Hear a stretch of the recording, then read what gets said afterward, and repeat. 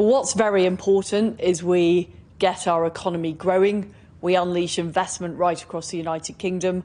I'm here at a whisky distillery talking about how it's important that we back industries like the whisky industry. We get more investment in. That's why it's important we keep taxes low.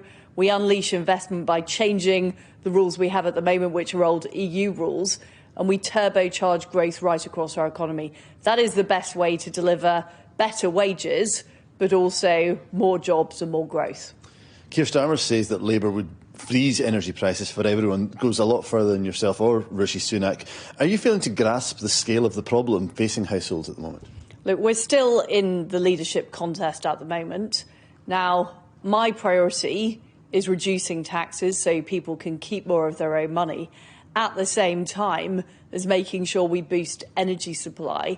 It's wrong to just keep sticking plasters on this problem. What we actually need to do is make sure we are unleashing more energy, for example, from the North Sea. We're investing in technologies like nuclear, and we're finding more renewable energy as well. We need to solve this problem for the long term.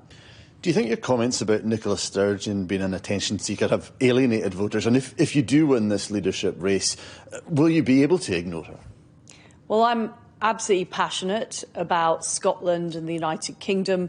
I grew up in Paisley. I've spent my primary school years there. And what I want is to deliver for the people of Scotland. And that's what I'm focused on. What can you do to help the people of Scotland in terms of the cost of living crisis and the high price of energy at the moment? Well, the first thing I will do is reduce people's taxes.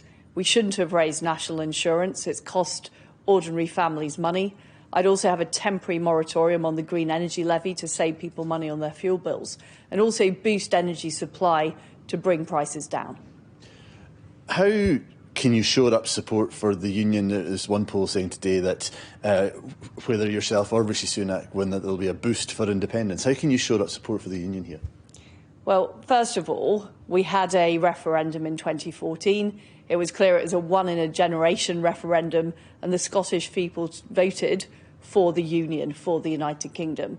And I'm absolutely committed to delivering for Scotland, delivering jobs and growth and opportunity, working closely with Douglas Ross to take on the SNP who've been failing Scottish people, whether that's on education, whether that's on health, or whether it's on the transport system.